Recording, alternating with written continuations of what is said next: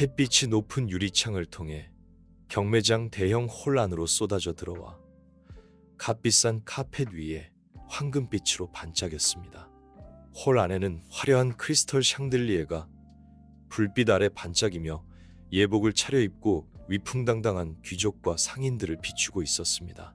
공기 중에는 진한 향수 냄새와 가죽 냄새가 가득했고 모두가 이 고급 경매에서 우아하고 고귀한 분위기를 자아내며 분주했습니다.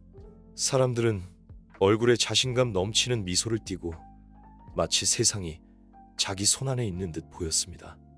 차량으로 붐비는 거리에는 고급 차들이 오가며 창문에 높은 지위를 가진 사람들의 얼굴이 비쳤습니다. 그들에게 경매는 또 다른 사교 행사일 뿐이었습니다.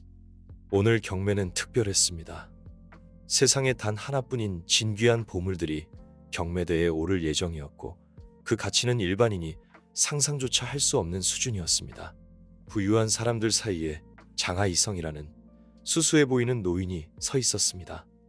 그는 색이 바랜 파란색 셔츠를 입고 그는 군중 속 한쪽 구석에 홀로 서 있었고 약간 구부정한 그의 모습은 주변의 화려함과 대조를 이루었습니다. 경매 참가자들이 그의 옆을 지나갈 때마다 그에게 이상한 시선을 보냈습니다. 사람들은 수군거렸고 어떤 사람은 저 노인은 구경하러 온 건가라고 비웃었습니다. 또 다른 여자는 경멸하는 듯한 웃음을 지으며 저런 옷차림으로 뭘 사겠다고 그저 호화로운 분위기를 느껴보고 싶은 거겠지라고 말했습니다. 하지만 장하이성은 그들의 시선을 무시했습니다. 그의 시선은 경매대 위 정교한 나무 상자에 고정되어 있었고 상자는 신비로운 빛을 발했습니다. 상자 표면에는 정교한 보석이 밝혀 있었고 고대의 문양이 새겨져 있어 마치 값을 매길 수 없는 예술 작품처럼 보였습니다. 장하이성의 눈빛은 더욱 뜨거워졌고 그의 심장은 저절로 빨리 뛰기 시작했습니다. 그 나무 상자는 그가 오랫동안 마음속에 품어온 물건이었습니다. 그것은 단순한 부의 상징이 아니라 아버지와 함께했던 가문의 유산이었습니다. 나무 상자를 둘러싼 소음은 그에게 희미해졌고 그의 생각은 수년 전으로 거슬러 올라갔습니다. 당시 그는 젊은이였고 가문의 사업은 번창하고 있었습니다.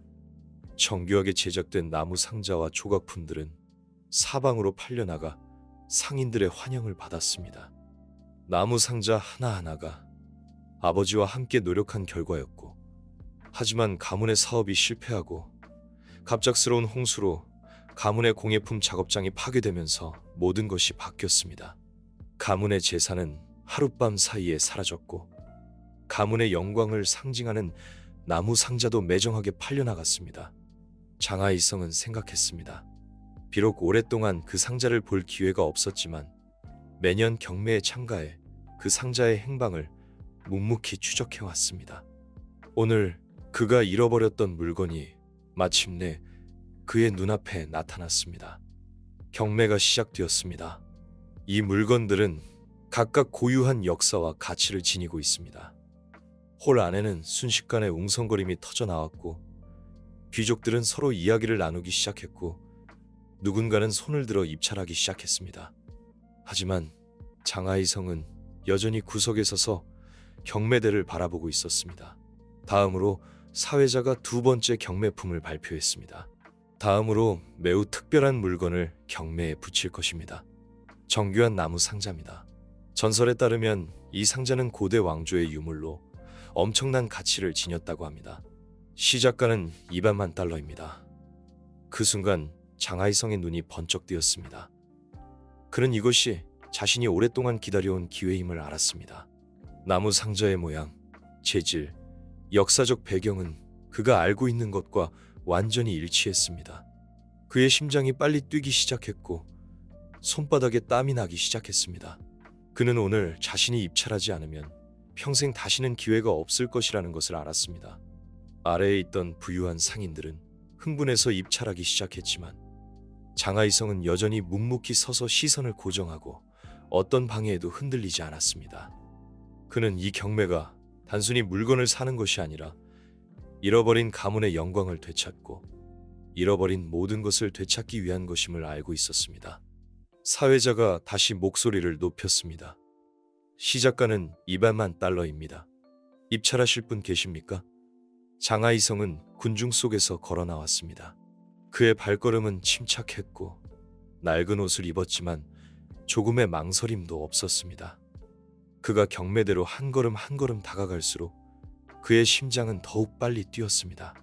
모든 시선이 그에게로 향했고 현장의 분위기는 갑자기 이상하리만큼 조용해졌습니다. 200만 달러에 입찰합니다. 장하이성이 낮지만 또렷한 목소리가 대형 홀 전체에 울려 퍼졌습니다. 현장은 갑자기 술렁였고 모든 시선이 장하이성에게 집중되었습니다. 주변에서는 비웃음과 수근거림이 들려왔습니다. 누군가는 경멸하듯 저 노인, 돈은 있는 건가? 라고 말했습니다. 그의 마음속에는 오직 나무 상자만 있었습니다. 그것은 그의 것이었고 그와 가문을 이어주는 유일한 연결고리였습니다. 경매장 대형 홀 안은 불빛이 화려했고 공기 중에는 사치와 긴장감이 감돌았습니다. 모든 부유한 상인, 귀부인, 심지어 성공한 기업가들조차 위험 있어 보였습니다. 홀 안에서는 샴페인 잔이 부딪히는 소리가 들렸고 그들의 대화에서는 부와 지위가 은연중에 드러났습니다. 하지만 장하이성은 색이 바랜 파란색 셔츠를 입고 군중 가장자리에 홀로 서서 다른 사람들의 관심을 끌지 않으려고 노력했습니다. 그의 시선은 여전히 경매대에 고정되어 있었고 마음속의 기대감은 더욱 커져만 갔습니다. 사회자의 목소리가 다시 들렸습니다. 맑고 우렁찼습니다. 귀빈 여러분, 이제 경매의 두 번째 단계로 넘어가겠습니다. 정교한 나무 상자입니다. 시작가는 200만 달러입니다. 이 상자는 고대 왕조의 전설적인 유물이며 그 가치는 일반적인 예술품을 훨씬 뛰어넘습니다. 아래에 있던 귀족들은 모두 나무 상자의 시선을 빼앗긴 듯했고 낮은 목소리로 이야기를 나누는 소리가 들려왔습니다. 정교하고 신중한 입찰가가 제시될 때마다 경매장의 분위기는 더욱 고조되었습니다. 경매 열기가 점점 뜨거워지면서 아래에 있던 사람들은 손을 들어 경쟁적으로 입찰하기 시작했습니다. 장하이성은 여전히 뒤쪽에 서서 나무 상자에서 눈을 떼지 않았습니다. 그의 심장은 빨리 뛰었고 손가락은 저절로 떨리기 시작했습니다. 그것은 그와 그의 아버지에게 남은 마지막 귀중품이자 그가 반드시 되찾겠다고 약속했던 유일한 물건이었습니다. 부와 명예의 이면에는 잃어버린 모든 것에 대한 슬픔과 분노가 숨겨져 있었습니다. 200만 달러 입찰하실 분 계십니까? 장하이성은 심호흡을 하고 천천히 손을 들었습니다. 모든 시선이 다시 그에게 집중되었고 공기는 마치 얼어붙은 듯 했습니다. 주변의 부유한 상인들은 낮은 목소리로 이야기를 나누기 시작했습니다. 입찰한 노인에 대해 호기심을 느끼거나 심지어 경멸하는 듯 했습니다. 화려한 옷을 입은 귀부인이 웃으며 옆 사람에게 낮은 목소리로 말했습니다. 저 노인 200만 달러를 입찰했어. 구경하러 온 건가? 옆에 있던 상인도 따라 웃었습니다. 심지어 어떤 사람들은 장하이성을 노골적으로 손가락질하며 수군거렸습니다. 저 노인이 어딜 봐서 부자인가? 저 상자를 살 수 있을까? 정말 웃기는군. 그는 주변 사람들의 비웃음에는 신경 쓰지 않았습니다. 그는 오직 이 날만을 기다려왔다는 것을 알고 있었습니다. 수십 년 동안 그는 미미한 수입을 모아 충분한 돈을 마련했습니다. 그는 하룻밤 사이에 부자가 되기를 바라지 않았고 오직 이 순간을 위해 묵묵히 준비해왔습니다. 경매사는 장하이성이 손을 드는 것을 보고 약간 놀랐지만 곧 정신을 차리고 말했습니다. 네, 이 신사분이 200만 달러에 입찰하셨습니다. 다른 분 중에 계속 입찰하실 분 계십니까? 경매장의 분위기는 더욱 긴장되었습니다. 나무 상자의 가격이 이미 상당히 높아졌고 경쟁이 치열해졌기 때문입니다. 하지만 경매사의 계속된 재촉에 몇몇 사람들이 천천히 손을 들기 시작했습니다. 280만 달러, 250만 달러 경매사의 확인 소리가 이어질 때마다 가격은 계속해서 올라갔고 경매장의 분위기는 더욱 긴장되었습니다. 마치 모두가 이 경쟁에 몰두한 듯 했습니다. 마치 이것이 단순한 경매가 아니라 그의 평생의 명예와 가문의 기억이 걸린 싸움인 것처럼 말입니다. 시간은 이 경쟁 속에서 마치 늘어진 듯 했고 주변의 모든 것이 흐릿해졌습니다. 그 빛은 그가 잃어버렸던 모든 것을 비추고 마음속 깊은 곳의 갈망을 일깨웠습니다.